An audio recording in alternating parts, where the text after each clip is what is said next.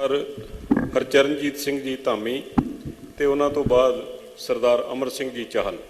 Speaker ਸਾਹਿਬ ਬੇਨਤੀ ਹੈ ਕਿ ਧਾਮੀ ਸਾਹਿਬ ਬੋਲਣ ਉਸ ਤੋਂ ਪਹਿਲਾਂ ਮੈਂ ਤੁੰਦਾ ਸਾਹਿਬ ਦੀ ਗੱਲ ਦਾ ਥੋੜਾ ਜਿਹਾ ਜਵਾਬ ਦੇਣਾ ਚਾਹੁੰਦਾ। ਦੱਸੋ।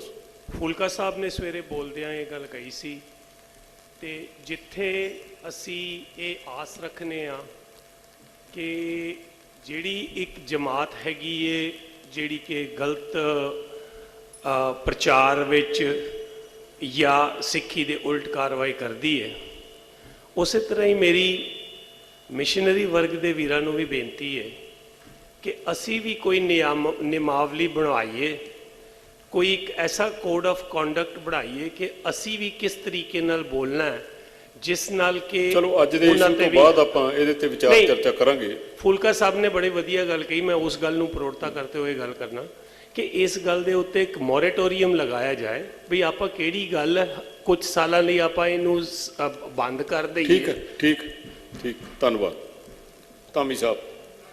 ਫਿਰ ਸਪੀਕਰ ਸਾਹਿਬ ਚਲੋ ਬੇਨਤੀ ਜੀ ਧਾਮੀ ਸਾਹਿਬ ਨੂੰ ਸੁਣੋ ਜੀ। ਸਪੀਕਰ ਸਾਹਿਬ, ਜਿਹੜੀ ਨਿਯਮਾਵਲੀ ਹੈਗੀ ਗੁਰੂ ਗ੍ਰੰਥ ਸਾਹਿਬ ਦੇ ਵਿੱਚ ਦਿੱਤੀ ਹੋਈ ਹੈ, ਹਾਂਜੀ, ਗੱਲ ਕੀ ਕਰਨੀ ਹੈ ਉਹ ਗੱਲ ਉਹ ਕਰਦੇ ਨੇ, ਉਹਦੇ ਵਿੱਚ ਨੁਕਸ ਕੱਢ ਕੇ ਦਿਖਾਓ ਤੇ ਜਾਂ ਪ੍ਰਵਾਨ ਕਰ ਲਓ। ਪ੍ਰਵਾਨ ਵੀ ਨਹੀਂ ਕਰਨਾ, ਨੁਕਸ ਵੀ ਨਹੀਂ ਕੱਢਣਾ, ਸਹਿਨ ਕਰ ਲਓ। ਆਪਾਂ ਇਹਦੇ ਤੇ ਨਾ ਇੱਕ ਵਿਸ਼ੇਸ਼ ਅਸੈਂਬਲੀ ਬਾਅਦ ਵਿੱਚ ਕਾਲ ਕਰ ਸਕਦੇ ਹਾਂ ਜੇ ਸਾਰਿਆਂ ਦੀ ਰਾਏ ਹੋਵੇ, ਆਪਾਂ ਉਹਦੇ ਤੇ ਉਸੇ ਵਿਸ਼ੇ ਤੇ ਬੈਠ ਕੇ ਵੀ ਗੱਲ ਕਰ। ਚਲੋ ਇਹ ਗੱਲ ਧਾਮੀ ਸਾਹਿਬ ਇੱਕ ਮਿੰਟ, ਮੇਰੀ ਬੇਨਤੀ ਹੈ ਜੀ ਕਿ ਗੱਲ ਜਿਹੜੀ ਸਵੇਰੇ ਫੂਲਕਾ ਜੀ ਨੇ ਕਹੀ ਉਹ ਗੱਲ ਹੋ ਰਿਹਾ ਹੈ, ਜਿਹੜੀ ਸਰਬਜੀਤ ਸਿੰਘ ਹੋਰਾਂ ਨੇ ਕਹੀ ਇਹ ਗੱਲ ਉਹਨਾਂ ਨੇ ਜਿੱਥੇ ਲਿਆ ਕੇ ਖੜੀ ਕੀਤੀ ਹੈ ਕਿ ਲੀਗਲ ਟੀਮ ਸਪੋਰਟ ਲਈ ਬਣਨੀ ਚਾਹੀਦੀ ਹੈ, ਕੋਈ ਮਾੜੀ ਗੱਲ ਨਹੀਂ ਹੈਗੀ, ਬਣ ਜਾਏਗੀ। ਇਹਨੂੰ ਸਪੋਰਟ ਕਰਨਾ ਚਾਹੀਦਾ ਇਸ ਗੱਲ ਨੂੰ। ਅੱਜ ਸਾਡੇ ਕੋਈ ਵੀ ਮੰਨ ਲਓ ਸਪੀਕਰ ਸਾਹਿਬ ਤੁਹਾਡੇ ਤੇ ਹੀ ਕੇਸ ਹੋ ਗਿਆ ਜਾਂ ਹੋਰ ਇੱਦਾਂ ਕੇਸ ਹੋ ਜਾਂਦੇ ਨੇ ਤੇ ਉਹਨਾਂ ਦੇ ਨਾਲ ਖੜੇ ਹੋਣ ਵਾਲੀ ਲੀਗਲ ਟੀਮ ਉੱਦਾਂ ਦੀ ਸਪੋਰਟ ਵਾਲੀ ਨਹੀਂ ਬਣਦੀ, ਉਹ that is not a bad idea. ਮੈਨੂੰ ਲੱਗਦਾ ਕਿ ਇਸ ਆਈਡੀਆ ਨੂੰ ਸਪੋਰਟ ਕਰਨਾ ਚਾਹੀਦਾ। ਸਵੇਰੇ ਆਪਾਂ ਇੱਕ ਮਤਾ ਲਿਆ ਚੁੱਕੇ ਹਾਂ ਪਹਿਲਾਂ ਵੀ ਆਪਾਂ ਇੱਕ ਲੀਗਲ ਪੈਨਲ ਬਣਾਵਾਂਗੇ ਜਿਹੜਾ ਪੰਥਕ ਰਹੁ ਰੀਤਾਂ ਦੀ ਰਾਖੀ ਕਰਨ ਵਾਲਿਆਂ ਦੀ ਪਿੱਠ ਤੇ ਖੜਿਆ ਕਰੇਗਾ। ਆਪਾਂ ਫਿਰ ਦੁਬਾਰਾ ਸੋਧ ਕੇ ਮਤਾ ਲਿਆਵਾਂਗੇ। ਧਾਮੀ ਸਾਹਿਬ, ਕਮੀ ਜਿਹੜੀ ਹੈ ਨਾ, ਆਪਣੀਆਂ ਕਮੀਆਂ ਵੀ ਅਸੀਂ ਦੇਖਾਂਗੇ ਤੇ ਠੀਕ ਹੋਏਗਾ ਸਭ ਕੰਮ। ਇੱਕ ਦੂ ਇੱਕ ਚੜੰਦੀਆਂ ਕੌਣ ਜਾਣੇ ਮੇਰਾ ਨਾਂ ਜੀਓ, ਬਹੁਤ ਹੀ ਸਤਿਕਾਰਯੋਗ ਬੈਠ ਕੇ ਬੋਲੋ, ਗੈਦਰਿੰਗ ਇਕੱਠ ਹੋਇਆ ਔਰ ਨਾਮ ਬੇਸ਼ੱਕ ਇਹਨੂੰ ਪੰਥਕ ਅਸੈਂਬਲੀ ਦਾ ਦਿੱਤਾ ਗਿਆ, ਲੇਕਿਨ ਇੱਕ ਉਹ ਜਿਸ ਤਰ੍ਹਾਂ ਬੇਸ਼ੱਕ ਅਸੀਂ ਅਕਾਲ ਤਖਤ ਸਾਹਿਬ ਦੀ ਜਿਸ ਤਰ੍ਹਾਂ ਪ੍ਰਕਰਮਾਂ 'ਚ ਨਹੀਂ ਇਕੱਠੇ ਹੋਏ ਜਾਂ ਦਰੀਆਂ ਵਿਛਾ ਕੇ ਨਹੀਂ ਬੈਠੇ, ਲੇਕਿਨ ਭਾਵਨਾ ਇਹਦੇ ਪਿੱਛੇ ਹੋਈ ਹੈ ਜਿਹੜੀ 18ਵੀਂ ਸਦੀ ਦੇ ਵਿੱਚ ਸਿੱਖਾਂ ਦੀ ਸੀ। ਕਿਉਂਕਿ ਜਦੋਂ ਸੰਕਟ ਆਉਂਦਾ ਉਹ ਉਸ ਸਮੇਂ ਕੌਮ ਜਿਹੜੀ ਹੁੰਦੀ ਜਾਂ ਕੌਮਦਰਦੀ ਹੁੰਦੀ ਆ ਉਹ ਜ਼ਰੂਰ ਇਕੱਠੇ ਹੁੰਦੇ ਆ, ਔਰ ਉਦੋਂ ਵੀ ਸੰਕਟ ਸੀ। ਮਿਸਲਾਂ ਆਪਣੇ ਮਤਭੇਦ ਮਿਟਾ ਕੇ ਉੱਥੇ ਇਕੱਠੀਆਂ ਹੁੰਦੀਆਂ ਸੀ ਔਰ ਦੋ ਜਿਹੜੇ ਸਿਧਾਂਤ ਉਸ ਸਮੇਂ ਖਾਲਸਾ ਪੰਥ ਨੇ ਦੁਨੀਆ ਨੂੰ ਦਿੱਤੇ, ਜਿਹਨੂੰ ਬਾਅਦ ਜੀ ਕੌਨਫੈਡਰੇਸ਼ਨ ਤੇ ਕੌਂਸੈਂਸਸ ਕਿਹਾ ਜਾਂਦਾ, ਉਹ ਸੀਗੇ ਸਰਬੱਤ ਖਾਲਸਾ ਤੇ ਗੁਰਮਤਾ।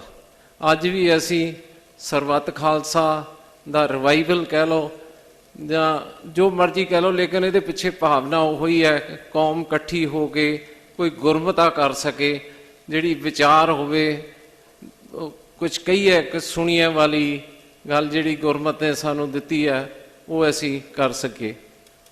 ਬਹੁਤ ਕੁਛ ਜਿਹੜਾ ਗੁਰੂ ਗ੍ਰੰਥ ਸਾਹਿਬ ਜੀ ਦੇ ਸਤਿਕਾਰ ਨੂੰ ਘਟਾਇਆ ਜਾਂ ਬੇਅਦਬੀ ਹੋਈ ਹੈ ਉਹਦੇ ਬਾਰੇ ਲੀਗਲ ਤੌਰ ਤੇ ਦੱਸਿਆ ਜਾ ਚੁੱਕਿਆ।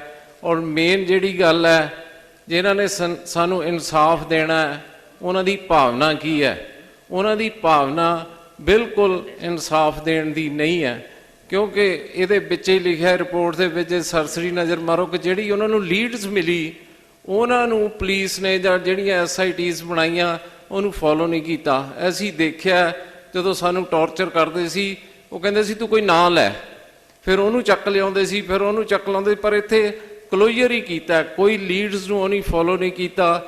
ਔਰ ਜਿਸ ਤਰ੍ਹਾਂ ਦੀ ਅੱਜ ਅਸੀਂ ਵੀ ਇੱਥੇ ਡਿਸਕਸ ਕਰ ਰਹੇ ਹਾਂ, ਵਿਚਾਰ ਕਰ ਰਹੇ ਹਾਂ, ਜਿਸ ਤਰ੍ਹਾਂ ਦੀ ਵਿਚਾਰ ਚਰਚਾ ਪੰਜਾਬ ਅਸੈਂਬਲੀ ਦੇ ਵਿੱਚ ਹੋਈ ਹੈ ਉਹ ਹਿੜ ਕਰਦੇ ਫਿਰਦੇ ਸੀ। ਉਹਨੂੰ ਵਿਚਾਰ ਚਰਚਾ ਜਾਂ ਬਹਿਸ ਨਹੀਂ ਕਹਿੰਦਾ, ਉਹਨੂੰ ਮੰਜੀ ਠੋਕਣਾ ਕਹਿੰਦੇ ਆ। ਉਹਨਾਂ ਨੂੰ ਲੱਗ ਰਿਹਾ ਸੀ ਸਿੱਧੂ ਨੂੰ ਮੈਂ ਮੰਜੀ ਜ਼ਿਆਦਾ ਠੋਕ ਦਿੱਤੀ, ਫਿਰ ਜੱਫੀਆਂ ਪਾਉਂਦੇ ਸੀ, ਹੱਸਦੇ ਸੀ, ਇੱਦਾਂ ਕਰਦੇ ਸੀ। ਉਹ ਬੜਾ ਸ਼ੇਮਫੁਲ ਐਕਟ ਸੀ। ਉਹ ਗੁਰੂ ਗ੍ਰੰਥ ਸਾਹਿਬ ਦੇ ਸਤਿਕਾਰ ਪ੍ਰਤੀ ਕੁਛ ਨਹੀਂ ਸੀ ਕਰ ਰਹੇ। ਉਹ ਇੱਕ ਜਿਸ ਤੋਂ ਬਸ ਸਿੱਧਾ ਇੱਕ ਮੰਜੀ ਠੋਕਣਾ ਜਾਂ ਇੱਕ ਦੂਜੇ ਨੂੰ ਜਾਂ ਕੌਮ ਨੂੰ ਬੇਵਕੂਫ ਬਣਾਉਣ ਵਾਲੀ ਗੱਲ ਸੀ। ਔਰ ਉਹਨਾਂ ਦਾ ਕਾਂਗਰਸ ਕਹਿ ਲਓ, ਬੀਜੇਪੀ ਕਹਿ ਲਓ, ਅਕਾਲੀ ਦਲ ਕਹਿ ਲਓ, ਇਹ ਦੇਖੋ ਇਹਦੇ ਚਲੋ ਅਕਾਲੀ ਦਲ ਦੇ ਵਰਕਰਸ ਨਹੀਂ ਸੀ, ਲੇਕਿਨ ਇਹ ਨਾ ਤਾਂ ਆਪਣੇ ਵਰਕਰਸ ਜਾਂ ਐਕਟਿਵਿਸਟ ਨੂੰ ਜਾਂ ਵੋਟਰਸ ਨੂੰ ਇਹਦੀ ਕਦੀ ਹਿੱਟ ਨਹੀਂ ਕਰਨਾ। ਇਹ ਨਹੀਂ ਜੋ ਵੀ ਨਾ ਹੀ ਇਹ ਨਹੀਂ ਪੁਲਿਸ ਤੇ ਐਕਸ਼ਨ ਲੈਣਾ। ਕਿਉਂ? ਪੰਜਾਬ ਪੁਲਿਸ ਦੀ ਪੋਜੀਸ਼ਨ ਪੰਜਾਬ ਦੇ ਵਿੱਚ ਉਹੋ ਹੀ ਹੈ ਜੋ ਆਰਮੀ ਦੀ ਪਾਕਿਸਤਾਨ ਦੇ ਵਿੱਚ ਹੈ। ਸੋ ਇੱਥੇ ਪੁਲਿਸ ਦਾ ਰਾਜ ਹੈ, ਉਹ ਚਾਹੇ ਬਾਦਲ ਦਾ ਆ ਜਾਏ, ਹੈਡ ਉੱਤੇ ਕੋਈ ਵੀ ਹੋ ਜਾਏ, ਐਕਚੁਅਲੀ ਜਿਹੜੀ ਰੂਲ ਕਰਦੀ ਹੈ ਉਹ ਪੁਲਿਸ ਕਰਦੀ ਹੈ। ਔਰ ਜਿਹੜੇ ਉਹਦੇ ਐਕਟਿਵਿਸਟ ਹੁੰਦੇ ਆ, ਗੁੰਡਾ ਅਨਸਰ ਹੁੰਦਾ, ਉਹਦੇ ਤੇ ਪਾਰਟੀਆਂ ਕਦੀ ਵੀ ਐਕਸ਼ਨ ਨਹੀਂ ਲੈਂਦੀਆਂ। ਸੋ ਇਹ ਸਿੱਖ ਕੌਮ ਲਈ ਚੈਲੰਜ ਹੈ। ਜਿਸ ਤਰ੍ਹਾਂ ਚੌੜਾ ਸਾਹਿਬ ਨੇ ਕਿਹਾ ਕਿ ਇਨਸਾਫ ਐਸੀ ਕਿੱਦਾਂ ਲੈਣਾ ਹੈ। ਸੋ ਇਹ ਸਾਡੇ ਲਈ ਚੈਲੰਜ ਹੈ। ਇਹਨਾਂ ਤੋਂ ਬਿਲ ਕਰੀ ਜਾਣਾ ਹੈ, ਲੀਗਲੀ ਫੋਲੋ ਕਰੀ ਜਾਓ। ਮੈਂ ਇੱਦਾਂ ਨਹੀਂ ਵਕੀਲਾਂ ਨੂੰ ਕਹਾ ਕਿ ਤੁਸੀਂ ਕੁਝ ਨਹੀਂ ਕਰ ਸਕਣਾ ਜੇ ਇੱਦਾਂ ਦੀ, ਲੇਕਿਨ ਉਹਨਾਂ ਦੀ ਭਾਵਨਾ ਨਹੀਂ ਹੈ। ਭਾਵਨਾ ਦੀ ਜਿਸ ਤਰ੍ਹਾਂ ਇੱਕ ਵਾਰੀ ਮੈਂ ਇਹਨਾਂ ਦੇ ਵਿੱਚ ਗਿਆ, ਡਾਕਟਰ ਅੰਬੇਦਕਰ ਸਾਹਿਬ ਦੀ ਬਰਸੀ ਮਨਾ ਰਹੇ ਸੀ। ਉਹ ਇੱਕ ਬੜਾ ਫਖਰ ਨਾਲ ਕਹਿੰਦੇ ਸੰਵਿਧਾਨ ਬਣਾਇਆ, ਸੰਵਿਧਾਨ ਦੇ ਜਨਮ ਦਾ ਤਾਂ ਪਤਾ ਨਹੀਂ ਕੀ ਔਰ ਠੀਕ ਹੈ ਉਹ ਕੀਤਾ, ਲੇਕਿਨ ਉਹਨੂੰ ਲਾਗੂ ਕਰਨ ਵਾਲੇ ਦੀ ਭਾਵਨਾ, ਮੈਂ ਕਿਹਾ ਤੁਸੀਂ ਉਹ ਵੀ ਦੇਖੋ। ਜਦੋਂ ਪਹਿਲੀ ਵਾਰੀ ਰਜਿੰਦਰ ਪ੍ਰਸਾਦ ਨੇ ਜਿਹੜਾ ਬਣਿਆ ਪ੍ਰੈਜ਼ੀਡੈਂਟ ਭਾਰਤ ਦਾ, ਉਹਨੇ ਸਹੁੰ ਚੁੱਕੀ ਹੈ ਤਾਂ 111 ਬ੍ਰਾਹਮਣ ਲਿਆਂਦੇ ਉੱਥੋਂ ਬਨਾਰਸ ਤੋਂ, ਉਹਨਾਂ ਦੇ ਪੈਰ ਧੋਤੇ, ਉਹ ਜਿਹੜਾ ਪਾਣੀ ਜਿਹਾ ਨਿਕਲਿਆ ਇਕੱਠਾ ਹੋ ਕੇ ਉਹਨੂੰ ਪਹਿਲਾਂ ਛਕਿਆ, ਫਿਰ ਉਹ ਸਹੁੰ ਚੁੱਕਦਾ ਹੈ ਸੰਵਿਧਾਨ ਦੀ। ਸੋ ਸੰਵਿਧਾਨ ਵੱਡਾ ਹੋਇਆ ਕਿ ਭਾਰਤ ਦੇ ਵਿੱਚ ਵਿਪਰ ਵੱਡਾ ਹੋਇਆ। ਸੋ ਉਹਦੇ ਪਿੱਛੇ ਜਿਹੜੀ ਭਾਵਨਾ ਹੈ ਉਹ ਉਹਨਾਂ ਦੀ ਦੇਖਣੀ ਚਾਹੀਦੀ ਕਿ ਵਿਪਰ ਦਾ ਰਾਜ ਹੈ। ਅਸਿੱਧੇ ਤੌਰ 'ਚ ਭਾਵੇਂ ਉਹ ਗਿਣਤੀ 'ਚ ਘੱਟ ਹੈ ਵੱਧ ਹੈ, ਲੇਕਿਨ ਉਹਦਾ ਜਿਹੜੀ ਪਲੈਨਿੰਗ ਹੈ ਉਹ ਕਮਾਲ ਦੀ ਹੈ। ਉਹਨੇ ਕੰਟਰੋਲ ਕੀਤਾ ਹੋਇਆ ਭਾਵੇਂ ਉਹ ਜਿੰਨੀ ਮਰਜ਼ੀ ਗਿਣਤੀ ਹੈ। ਦੂਸਰਾ ਗੱਲ ਮੈਂ ਥੋੜਾ ਹਟ ਕੇ, ਕਿਉਂਕਿ ਇੱਥੇ ਵਿਚਾਰ ਹੋਣੀ, ਇੱਕ ਪੱਖ ਇਹ ਵੀ ਸੋਚੀਏ ਆਪਾਂ ਭਈ ਤੁਹਾਨੂੰ ਲੱਗਦਾ ਨਹੀਂ ਕਿ ਅਸੀਂ ਟਰੈਪ ਦੇ ਵਿੱਚ ਫਸਦੇ ਹਾਂ। ਜੋ ਗੱਲਾਂ ਸਾਨੂੰ ਉਦਾਂ ਹੀ ਮਿਲਣੀਆਂ ਚਾਹੀਦੀਆਂ, ਜੋ ਇਨਸਾਫ ਜੋ ਹੱਕ ਸਾਨੂੰ ਉਦਾਂ ਹੀ ਮਿਲਣੇ ਚਾਹੀਦੇ ਆ, ਸਰਕਾਰ ਸਾਨੂੰ ਉਹ ਮੋਰਚਿਆਂ 'ਚ ਉਲਝਾ ਕੇ ਦਿੰਦੀ ਹੈ। ਉਹਨੂੰ ਪਤਾ ਹੈ ਕਿ ਸਿੱਖ ਕੌਮ ਦੇ ਵਿੱਚ એનર્ਜੀ ਬਹੁਤ ਹੈ। ਜੇ ਇਹ ਫ੍ਰੀ ਹੋਏ ਤੇ ਆਪਣੇ ਰਾਜ ਭਾਗ ਬਾਰੇ ਸੋਚਣਗੇ। ਉਹ ਜਿਸ ਤਰ੍ਹਾਂ ਲੈਂਗੁਏਜਸ ਉਹ ਨਹੀਂ ਸਾਰੀਆਂ ਸਟੇਟਸ ਬਣਾਤੀਆਂ, ਲੇਕਿਨ ਤੁਹਾਨੂੰ ਉਹ ਨਹੀਂ ਮੋਰਚੇ 'ਚ ਉਲਝਾਇਆ, ਬਾਅਦ ਦੇ ਵਿੱਚ ਦੇ ਦਿੱਤੀ। ਫਿਰ ਮੈਂ ਪਾਣੀਆਂ ਦਾ ਮਸਲਾ ਆ, ਤੁਹਾਡੀ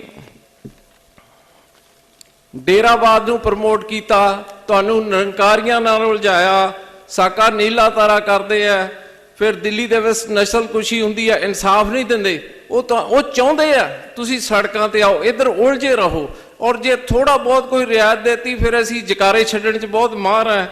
ਇੱਦਾਂ ਹੀ ਇੱਕ ਗੱਲ ਹੋਰ ਨੋਟ ਕਰਨੇ ਵਾਲੀ ਹੈ, ਜਿੱਥੇ ਆਪਾਂ ਕੀਤੀ ਹੈ, ਜਿਹੜਾ ਇਹ ਰਾਮ ਰਹੀਮ ਹੈ, ਇਹਨੇ ਅੰਮ੍ਰਿਤ ਜੋ ਵੀ ਉਹ ਸ਼ਰਬਤ ਜਾਮੇ ਸ਼ਰਬਤ ਕੁਛ ਇੱਦਾਂ ਦਾ ਨਾਂ ਸੀ ਘਟੀਆ ਜਿਹਾ, ਉਹ ਛਕਾ ਦਿੱਤਾ ਸੀ ਇਹਨੇ ਔਰ ਕੁਛ ਨਹੀਂ ਸੀ ਹੋਇਆ।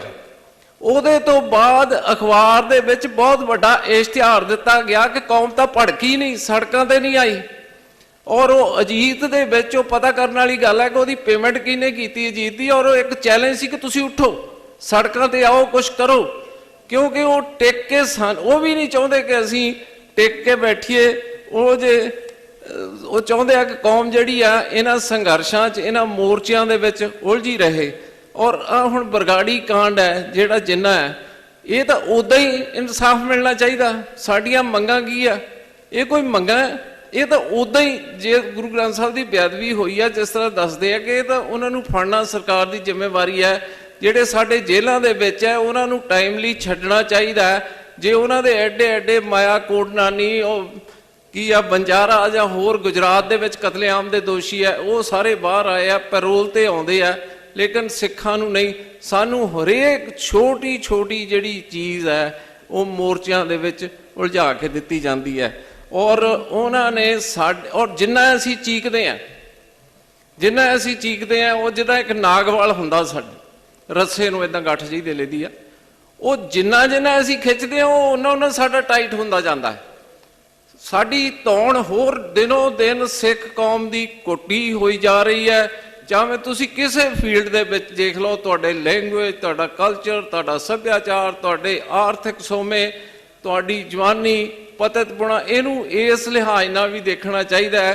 ਕਿਉਂ ਨਹੀਂ, ਜਿਹੜੀ ਸਾਡੀ ਰੱਸੀ ਹੈ ਔਰ ਬੁਰੀ ਤਰ੍ਹਾਂ ਫਸਾਈ ਹੋਈ ਹੈ। ਔਰ ਜਿਹੜਾ ਅੱਜ ਫਰਕ ਹੈ, ਉਸ ਜੋ ਡਿਫਰੈਂਸ ਮੈਂ ਦੇਖਦਾ, ਉਸ ਸਮੇਂ ਸਿੱਖੀ ਜਿਹੜੀ ਸੀਗੀ ਉਹ ਚਰਮ ਸੀਮਾ ਤੇ ਸੀ, ਸਿੱਖੀ ਬਹੁਤ ਮਜ਼ਬੂਤ ਸੀ, ਸਿੱਖਾਂ ਨਾਲ ਜ਼ੁਲਮ ਹੋ ਰਿਹਾ ਸੀ।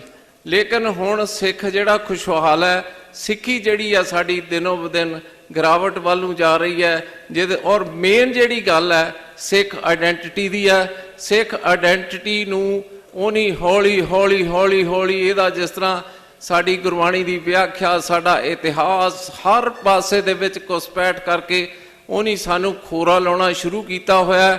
ਔਰ ਸਾਡੀ ਹਾਲਤ ਬਿਲਕੁਲ ਉਸ ਵਰਗੀ ਹੈ। ਇੱਕ ਵਾਰੀ ਮੈਂ ਫਿਰ ਦੁਹਰਾ ਦਿੰਦਾ, ਜਦੋਂ ਉਹ ਡੱਡੂ ਨੂੰ ਉਬਾਲਣ ਲੱਗਦੇ ਆ ਨਾ, ਉਹਨੂੰ ਠੰਡੇ ਜਿਹੇ ਪਾਣੀ 'ਚ ਪਾਉਂਦੇ ਆ, ਬਹੁਤ ਠੰਡਾ ਪਾਣੀ ਹੁੰਦਾ।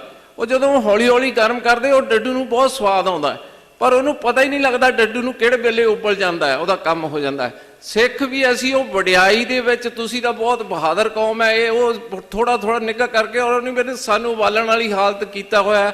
ਉਹ ਸਿੱਖੀ ਨੂੰ ਹਰ ਤਰ੍ਹਾਂ ਖੋਰਾ ਲਾਈ ਜਾ ਰਿਹਾ ਹੈ। ਇੱਕ ਗੱਲ ਹੁਣ ਮੈਂ ਬਾਦਲ ਦੀ ਵੀ ਕਰ ਦੇਵਾਂ, ਕਿਉਂਕਿ ਅਕਾਲੀ ਦਲ ਦੀ ਹੁਣ ਮੈਨੂੰ ਇਹਦਾ ਪੈਚਸ ਦੇ ਵਿੱਚ ਕਰਨੀ ਪੈਣੀ 10 ਮਿੰਟ 'ਚ, ਕੰਟੀਨਿਊਟੀ ਨਹੀਂ ਰਹਿਣੀ। ਇਹ ਬਹੁਤ ਕਿਹਾ ਕਿ ਮੈਂ ਅਕਾਲੀ ਆ, ਇੱਥੇ ਕਹਿ ਕੇ ਇੱਕ ਮੈਨੂੰ ਹੁਣ ਥੋੜਾ ਹੌਸਲਾ ਹੋ ਗਿਆ। ਇਹਨਾਂ ਨੇ ਵੀ ਮਹਾਭਾਰਤ ਦੀ ਗੱਲ ਸੁਣਾਤੀ ਵੀਰ ਦਵਿੰਦਰ ਸਿੰਘ ਭਾਜੀ ਨੇ, ਤਾਂ ਮੈਂ ਵੀ ਸੁਣਾ ਦਿੰਦਾ। ਉਹ ਕਹਿੰਦੇ ਜਦੋਂ ਦ੍ਰੋਪਦੀ ਦਾ ਚੀਰ ਹਰਨ ਹੋ ਰਿਹਾ ਸੀ ਨਾ, ਉੱਥੇ ਕਰਨ ਵੀ ਬੈਠਾ ਸੀ, ਉੱਥੇ ਦਰੋਣਾਚਾਰੀਆ ਵੀ ਬੈਠਾ ਸੀ, ਉੱਥੇ ਭੀਸ਼ਮ ਪਿਤਾਮਾ ਵੀ ਬੈਠਾ ਸੀ। ਇਹ ਬਹੁਤ ਚੰਗੇ ਬੰਦੇ ਸੀ, ਇਹਨਾਂ ਸਾਰਿਆਂ ਨੂੰ ਕਹਿੰਦੇ ਬਹੁਤ ਚੰਗੇ ਬੰਦੇ ਸੀ, ਇਹ ਜੇ ਸੱਚੇ ਸੁੱਚੇ ਸੀਗੇ। ਲੇਕਿਨ ਇਹ ਬੋਲੇ ਨਹੀਂ, ਇਹ ਉਸ ਚੀਰ ਹਰਨ ਤੋਂ ਦੋਸ਼ ਮੁਕਤ ਨਹੀਂ ਹੋ ਸਕਦੇ। ਕੋਈ ਅਕਾਲੀ ਦੁੱਧ ਧੋਤਾ ਜਿਹੜਾ ਬਾਦਲ ਦਲ ਦੇ ਵਿੱਚ ਬੈਠਾ, ਉਹ ਬਿਲਕੁਲ ਖਿਮਾ ਦਾ ਪਾਤਰ ਨਹੀਂ, ਉਹ ਬਿਲਕੁਲ ਉਹਨਾਂ ਵਾਂਗੂ ਹੈ ਜਿਸ ਤਰ੍ਹਾਂ ਭੀਸ਼ਮ ਪਿਤਾਮਾ, ਦਰੋਣਾਚਾਰੀਆ ਤਾਂ ਕਰਨ ਬਹੁਤ ਚੰਗੇ ਬੰਦੇ ਸੀ, ਪਰ ਗੂੰਗੇ ਬਣ ਕੇ ਬੈਠੇ ਸੀ, ਉਹਦਾ ਅਨਾਜ ਖਾਂਦੇ ਸੀ। ਸੋ ਇਹ ਨਹੀਂ ਗੱਦੀਆਂ ਉੱਥੇ ਮਾਰ ਰਹੇ ਸੇ। ਇਹਨਾਂ ਨੂੰ ਵੀ ਇਸ ਲਹਿਜੇ ਦੇ ਵਿੱਚ ਵੀ ਦੇਖਿਆ ਜਾਣਾ ਚਾਹੀਦਾ ਕਿ ਇਹ ਜਿਹੜੇ ਆ ਇਹ ਉਸੇ ਦੇ ਹੀ ਸਾਥੀ ਹੈ। ਹੁਣ ਇਹਨਾਂ ਨੇ ਆਪਣੀਆਂ, ਇਹਨਾਂ ਦੀਆਂ ਸਿਆਸੀ ਗਿਣਤੀਆਂ ਮਿਣਤੀਆਂ ਹੋ ਸਕਦੀਆਂ, ਪੰਥ ਦਾ ਪਿਆਰ ਜਿਹੜਾ ਉਹ 3 ਸਾਲਾਂ ਬਾਅਦ ਨਹੀਂ ਜਾਗਦਾ, ਇਹ ਤਾਂ ਉਦੋਂ ਹੀ ਜਾਗਣਾ ਚਾਹੀਦਾ। ਪੁੱਲਾਂ ਚੁੱਕਾਂ ਦੀ ਖਿਮਾ, ਮੈਨੂੰ ਲੱਗਦਾ ਸਮਾਂ ਜ਼ਿਆਦਾ ਹੋ ਜਾਣਾ, ਕੋਈ ਹੋਰ ਟੌਪਿਕ ਨਹੀਂ ਮੈਂ ਸ਼ੁਰੂ ਕਰਨਾ। ਵਾਹਿਗੁਰੂ ਜੀ ਕਾ ਖਾਲਸਾ, ਵਾਹਿਗੁਰੂ ਜੀ ਕੀ ਫਤਿਹ। ਬਹੁਤ ਧੰਨਵਾਦ ਜੀ। ਗੱਲ ਤਾਂ ਬੜੀ ਪਤੇ ਦੀ ਆ, ਸੋਚਣ ਵਾਲੀ ਹੈ ਬਈ ਆਪਾਂ ਕਿਹੜੇ ਅਕਾਲੀਆਂ ਨੂੰ ਅਕਾਲੀ ਮੰਨ ਕੇ ਅਕਾਲੀ ਕਹਾਈ ਜਾਂਦੇ ਆਪਣੇ ਆਪ।